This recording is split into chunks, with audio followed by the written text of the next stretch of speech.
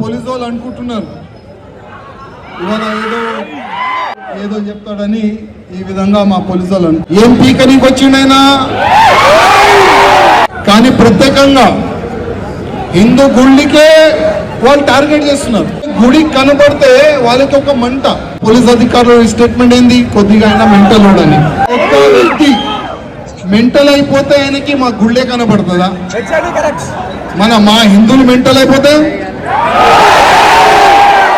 ఎవరైనా దేవుడు ఉండని వాళ్ళకి మర్యాద ఇచ్చే ధర్మమే మన హిందూ ధర్మం అని మన పెద్దలు మనకు నేర్పిస్తారు. మన రాముడి గుడి పలగొట్టి వాళ్ళు బాబ్రీ మసీద్ కడితేనే దాన్ని మనం పలగొట్టడం, అది మనం రుబాబ్గా మనం చెప్పొచ్చు.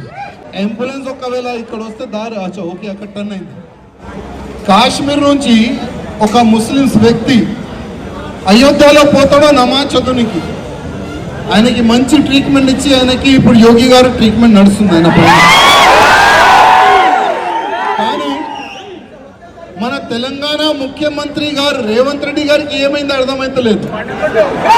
రేవంత్ రెడ్డి గారు అంటారు నేను ఏబీవీపీ అంటే నా రక్తంలో కూడా కాషాయం ఉందని రేవంత్ రెడ్డి గారు అంటారు.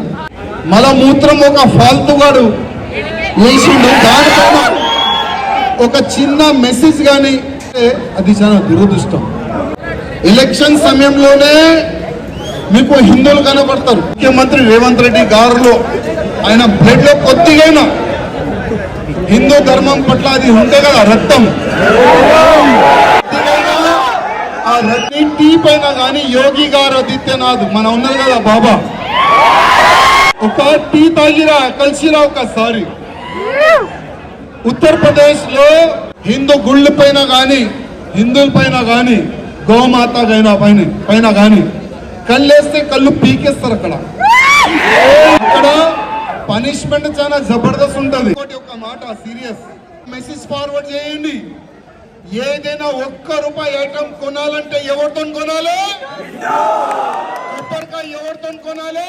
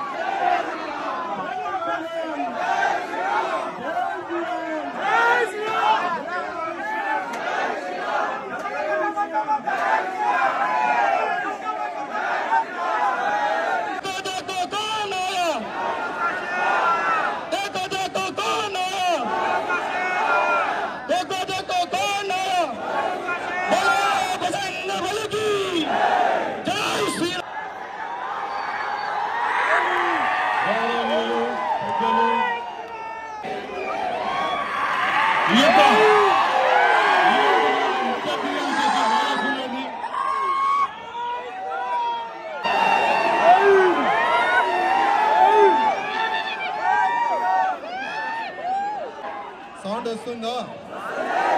బోలో కట్టా మైసమ్మకి, కట్టా మైసమ్మకి. ఫస్ట్ మా హిందూ కార్యకర్తలకి అందరికీ నా ఒక నివేదిక, కొద్దిగా ఒక 5 minutes మీరందరూ సైలెంట్ ఉంటే మనం మన కార్యకర్తల్ని అడ్రస్ చేయొచ్చు. కార్యకర్తలకి ఇచ్చినాము, ఇవాళ మనం అందరం కలిసిమెలిసి గుడి దర్శనం చేస్తాం అని ఒక చిన్న మెసేజ్కి ఎంతమంది మా కార్యకర్తలు వచ్చినందుకు ఇంకొకసారి హృదయపూర్వకంగా ధన్యవాదాలు. అదేవిధంగా వేదిక పైన ఉన్న కట్టా మైసమ్మ చైర్మన్ గారు, మా అక్కలు, 2 కార్పొరేటర్లు, చాలామంది అధికారులు వేదిక పైన ఉన్నారు. ఇవాళ మా పోలీసు వాళ్ళు అనుకుంటున్నారు ఇవాళ ఏదో చెప్తాడని ఈ విధంగా మా పోలీసు వాళ్ళు అనుకుంటున్నారు. కానీ అట్లా ఏం లేదు. మేము నిజం మాట్లాడతాం. నిజం మాట్లాడే ఆ ధైర్యం మాకు ఉన్నది.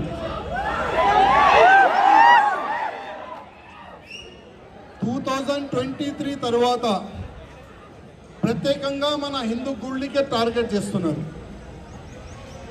మనం ఓల్డ్ సిటీలో చూడొచ్చు, వేరే వేరే ఏరియాలో మనం చూడొచ్చు. ఇవాళ కట్టా మైసమ్మ టెంపుల్ కూడా మనం చూడొచ్చు. ఒక అల్తాఫ్ అని ఒక వ్యక్తి ఎక్కడి నుంచి వచ్చిండైనా, కర్ణాటక నుంచి, బీదర్, కర్ణాటక బీదరే. ఏం పీకనీకి వచ్చిండైనా, బతుకనీకి వచ్చిండైనా. రండి, పని చేసుకోండి, బతకండి, ఫ్యామిలీని పోషించండి, వెళ్ళిపోండి. కానీ ప్రత్యేకంగా హిందూ గుళ్ళకే వాళ్ళు టార్గెట్ చేస్తున్నారు. అసలు వాళ్ళకి ఈ ట్రైనింగ్ కానీ ఈ ఆలోచన కానీ ఎక్కడి నుంచి వచ్చింది ఆయనకి? వాళ్ళకి ప్రత్యేకంగా ఒక ప్లేసెస్లో వాళ్ళకి నేర్పిస్తారు హిందూ గుళ్ళు గురించి, హిందువుల గురించి, భారతదేశం గురించి. వందే మాత్రం చెప్పకూడదు, భారత మాత ఆ స్లోగన్ చెప్పకూడదు అని ప్రత్యేకంగా వాళ్ళకి మదర్సాల్లో వాళ్ళకి ట్రైనింగ్ ఇస్తారు. వాళ్ళు అదే ఫాలో చేస్తారు. వాళ్ళు ఏంటంటే గుడి కనబడితే వాళ్ళకి ఒక మంట, ఏదో ఒక పని చేయాలి. గతంలో మనము సికింద్రాబాద్ టెంపుల్ మనం చూడొచ్చు. ఏ విధంగా ఆయన అమ్మవారికి తన్ని విగ్రహాన్ని పలగొట్టడానికి ప్రయత్నం చేస్తే అప్పుడు ఆయనకి అక్కడే ఉన్న హిందువులు పట్టుకొని ఆయనకి పోలీస్కి ఇచ్చినారు. అప్పుడు మా పోలీస్ అధికారులు స్టేట్మెంట్ ఏంది? కొద్దిగా ఆయన మెంటల్ లోడ్ అని. అంటే ప్రతి ఒక్క వ్యక్తి మెంటల్ అయిపోతే ఆయనకి మా గుళ్ళే కనబడుతుందా? మా హిందువులు మెంటల్ అయిపోతే? కానీ ఆ అలవాటు మాలో లేదు, ఆ సంస్కృతి మాలో లేదు. ఏం నేర్పిస్తారు? ఏదైనా ఎవరైనా దేవుడు ఉండని వాళ్ళకి మర్యాద ఇచ్చే ధర్మమే మన హిందూ ధర్మం అని మన పెద్దలు మనకు నేర్పిస్తారు. ఎప్పుడైనా హిస్టరీ మనం చూసుకుంటే బాబ్రీ మస్జిద్ తప్ప ఎక్కడ కూడా మన హిందువులు దాడి చేయలేదు. ఎందుకంటే బాబ్రీ మస్జిద్ ఎందుకు, అది మన రాముడి గుడి పలగొట్టి వాళ్ళు బాబ్రీ మస్జిద్ కడితేనే దాన్ని మనం పలగొట్టడం, అది మనం రుబాబ్గా మనం చెప్పొచ్చు. కానీ ప్రత్యేకంగా ఎవరైనా ముస్లిం వ్యక్తి మెంటల్ అయిపోతే వాళ్ళకి గుళ్ళే కనబడుతున్నాయి. మనం నిన్న మనం చూడొచ్చు అయోధ్యలో కాశ్మీరీ నుంచి ఒక వ్యక్తి అయోధ్య వస్తాడు, కొద్ది అంబులెన్స్ ఒకవేళ ఇక్కడ వస్తే దారి ఓకే అక్కడ టర్న్ అయింది. కాశ్మీర్ నుంచి ఒక ముస్లిమ్స్ వ్యక్తి అయోధ్యలో పోతాడో నమాజ్ చదువునికి, ఆయనకి మంచి ట్రీట్మెంట్ ఇచ్చి ఆయనకి ఇప్పుడు యోగి గారు ట్రీట్మెంట్ నడుస్తుంది ఆయన పైన. కానీ మన తెలంగాణ ముఖ్యమంత్రి గారు రేవంత్ రెడ్డి గారికి ఏమైందో అర్థమైతలేదు. అప్పుడప్పుడు మా రేవంత్ రెడ్డి గారు అంటారు నేను ఏబీవీపీ అంటే నా రక్తంలో కూడా కాషాయం ఉందని రేవంత్ రెడ్డి గారు అంటారు. ఇప్పుడు మా రేవంత్ రెడ్డి గారు ఇంత పెద్ద అపవిత్రం జరిగింది కట్ట మైసమ్మ గుడి ప్రాంగణంలో, మలమూత్రం ఒక ఫాల్తుగాడు వేసిండు, దానిపైన ఒక చిన్న మెసేజ్ కానీ ఒక చిన్న మెసేజ్ కూడా మీది రాలేదంటే అది చాలా దురదృష్టం. అదే ఎక్కడైనా అదే మా హిందువులు ఏదో ఒక బొందల గడ్డ పైన ఒక చిన్న రాలేస్తే కూడా వాళ్ళు ఏడుస్తారు. వాళ్ళు చూడండి, హిందూ అయిన కార్యకర్తలు, బజరంగ్ దళ్ కార్యకర్తలు, బీజేపీ కార్యకర్తలు ఒక బొందల గడ్డ పైన రాలేసినారని ఆ విధంగా అసెంబ్లీలో కానీ మీడియాలో కానీ ఏ విధంగా వాళ్ళు అరుస్తారు మీ అందరికీ తెలుసు. కానీ మా రేవంత్ రెడ్డి గారికి అదేవిధంగా కేటీఆర్ గారికి రిక్వెస్ట్ చేస్తున్నాం, ఒక్కసారి రండి. ఎలక్షన్ సమయంలోనే మీకు హిందువులు కనబడతారు, ఎలక్షన్ సమయంలోనే మీకు హిందూ ఓట్లు కావాలి. కానీ అదే హిందువులు పవిత్రమైన హిందువులది గుడి పైన ఇంత పవిత్రమైన జరిగితే అపవిత్ర జరిగితే అసలు ఒక చిన్న స్టేట్మెంట్ కూడా లేదు. అది చాలా దురదృష్టం తమ్ముళ్ళ. కానీ ఒక్క మాట మా కార్యకర్తలకి చెప్పనీకి వచ్చినాను. ఓకే, ఆ అల్తాఫ్ తప్పు పని చేసిండు, మన హిందువైన కార్యకర్తలు, బజరంగ్ దళ్ కార్యకర్తలు ఆయనకి తన్ని పోలీసులు తీసినారు. కానీ మా పోలీస్ అధికారులకి నా ఒక నివేదిక, మీరు ఆయన పైన మంచి సెక్షన్లు వేసినారు, మీరు వాళ్ళకి రిమాండ్ చేసినారు, ఆయనకి బెయిల్ రాకుండా చూసే బాధ్యత మీ పైన ఉందని మా పోలీస్ అధికారులకి నేను రిక్వెస్ట్ చేస్తున్నాను. ఎందుకంటే మా పైన కూడా ఫేక్ కేసులు వేసి జైలుకి పంపిస్తారు మాకు. అప్పుడు మాకు బెయిల్ రావద్దని పిటిషన్లు గతంలో మీరు వేసినారు, చాలా వరకు పిటిషన్లు మా పైన వేసినారు. అదేవిధంగా ఈ అల్తాఫ్ కూడా బయటికి రావద్దని మీరు పిటిషన్లు వేయాలి, వాళ్ళకి బెయిల్ రాకుండా చూడాలని నా ఒక నివేదిక. అదేవిధంగా ఒకవేళ సెక్షన్లో మార్పు చేయడానికి అవకాశం ఉంటే సెక్షన్లో మార్పు కూడా చేయండి. అసలు ఆయనకి బెయిల్ రాకుండా ఆ విధంగా పెద్ద పెద్ద సెక్షన్లు పెడితే బాగుంటుందని మా పోలీస్ అధికారులకి నా ఒక నివేదిక. అదేవిధంగా మా ముఖ్యమంత్రి రేవంత్ రెడ్డి గారిలో ఆయన బ్లడ్లో కొద్దిగైనా హిందూ ధర్మం పట్ల అది ఉంటే కదా రక్తం, కొద్దిగైనా ఆ రక్తం ఉంటే ఒక కాఫీ పైన కానీ టీ పైన కానీ యోగి గారు ఆదిత్యనాథ్ మన ఉన్నారు కదా బాబా, ఒక టీ తాగిరా కలిసిరా ఒకసారి. ఉత్తరప్రదేశ్ లో కానీ మహారాష్ట్రలో కానీ ఎక్కడెక్కడ కాషాయం ఉంది, అక్కడ ఎవరైనా ఉండని హిందూ గుళ్ళు పైన కానీ హిందువుల పైన కానీ గోమాత పైన కానీ కళ్ళేస్తే కళ్ళు పీకేస్తారు. అక్కడ పనిష్మెంట్ చాలా జబర్దస్త్ ఉంటుంది. అట్లాంటివి కూడా ఇక్కడ పనిష్మెంట్ ఇవ్వండి. మీరు అసెంబ్లీలో చెప్తారు మేము హేట్ స్పీచ్ పైన చట్టం తీసుకొని వస్తామని. మనం ఒకటి ఉండాలి. ఇంకోటి ఒక మాట సీరియస్, ఏ నాయకుల పైన మీరు ఆధారం ఉండకండి. ఏ నాయకులపైన మీరు ఆధారం ఉండకండి. ఎందుకంటే ఇట్లాంటి సిచ్యువేషన్ వస్తే ఫస్ట్ నాయకులకి హౌస్ అరెస్ట్ చేస్తారు మా పోలీసులు. మేము ఇక్కడ వరకు ఎట్లా వచ్చినాం అది మాకే తెలుసు. దాదాపు మాకు కూడా ఆ పనికి ప్రయత్నం చేస్తే మళ్ళీ మా డీసీపీ గారికి రిక్వెస్ట్ చేసినాము, సారు మా ఉద్దేశం గడబడి చేయడానికి లేదు. మా ఉద్దేశం ఏంది, మా కార్యకర్తలతో కలవాలి, గుడి దర్శనం చేయాలి. తప్పు జరిగింది, దాని గురించే మేము మాట్లాడడానికి వచ్చినాము. మిగతా ఉద్దేశం మాది లేదు. ఉద్దేశం ఉంటే ఇక్కడ వరకు ఎందుకు వస్తాం, ఎక్కడో పోతాం మేము.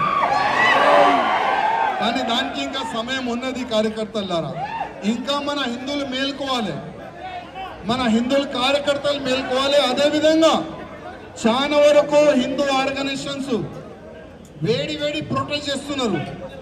ఆల్ హిందూ ఆర్గనైజేషన్ కింద రిక్వెస్ట్ చేస్తున్నా, మనం ఇట్లా అయితేనే మన గుళ్ళు మనం కాపాడవచ్చు. ప్రతి ఒక్క హిందూ ఒక్కటైతేనే హిందువుల్ని మనం కాపాడుకోవచ్చు. ఇవాళ చూస్తున్నాము ప్రత్యేకంగా హిందువులకే టార్గెట్ చేసి లవ్ జిహాద్ చేస్తున్నారు. ఇవాళ తెలంగాణ చాలా పెద్ద హబ్ అయిపోయింది. గౌమాతని సంపి ఇక్కడ నుంచి మాంసం సప్లై చేస్తున్నారు. ఇట్లాంటి సమయంలో అన్ని హిందూ సంఘాలు ఒక్కటి కావాలి, ప్రతి ఒక్క హిందూ కార్యకర్తలు ఒక్కటి కావాలి. జాతి కులం చూడకుండా నేను హిందూ నువ్వు హిందూ మనమందరం అన్న తమ్ముళ్ళు, ఆ విధంగా ఒక ఫీలింగ్ మన ప్రతి ఒక్క హిందువులు రావాలి అనే నేను అమ్మవారికి కోరుతున్నాను, మా కార్యకర్తలు కూడా కోరుతున్నాను. మనం చూడాలి, మా పోలీస్ అధికారులు కూడా రిక్వెస్ట్ చేస్తున్నా, ఆయనకి బెల్ రాకుండా మీరు చూడండి. అదేవిధంగా ఎక్కడెక్కడ మన హిందూ గుళ్ళు ఉన్నాయి, ఈ అల్తాఫ్ అనే వాళ్ళు ఎంతమంది అక్కడ పూలు అమ్ముతున్నారు, ఎంతమంది అక్కడ కొబ్బరికాయ అమ్ముతున్నారు, ఎంతమంది మన గుళ్ళు సరౌండింగ్ బిజినెస్ చేస్తున్నారు ఐడెంటిఫై చేయండి. వాళ్ళకి చెప్పండి, మా గుడి నుంచి వెళ్ళిపో, మా గుడి ప్రాంగణం నుంచి వెళ్ళిపో. లేకపోతే మన భాషలో వాళ్ళు కూడా మనం నేర్పిస్తాం. ఎందుకంటే మన గుడి దగ్గర ఉండి మన హిందువుల డబ్బులతోని బతికి మన గుడికి వాళ్ళు టార్గెట్ చేస్తున్నారు.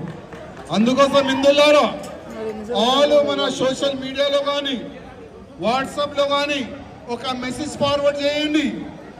ఏదైనా ₹1 ఐటమ్ కొనాలంటే ఎవరితో కొనాలి? కొబ్బరికాయ ఎవరితో కొనాలి?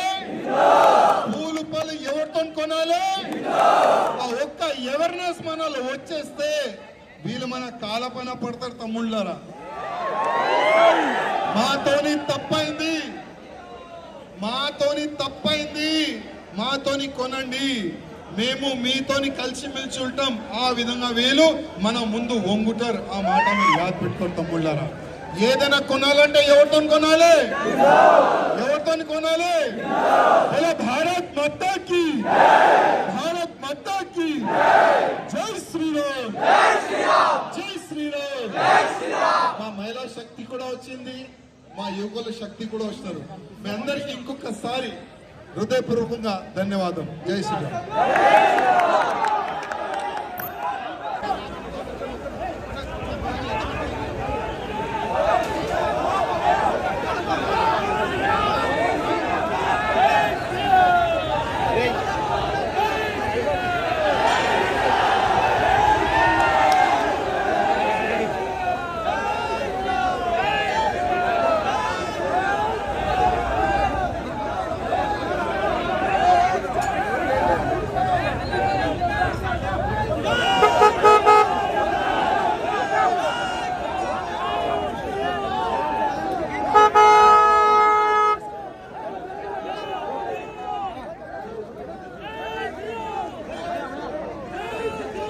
గట్టిగా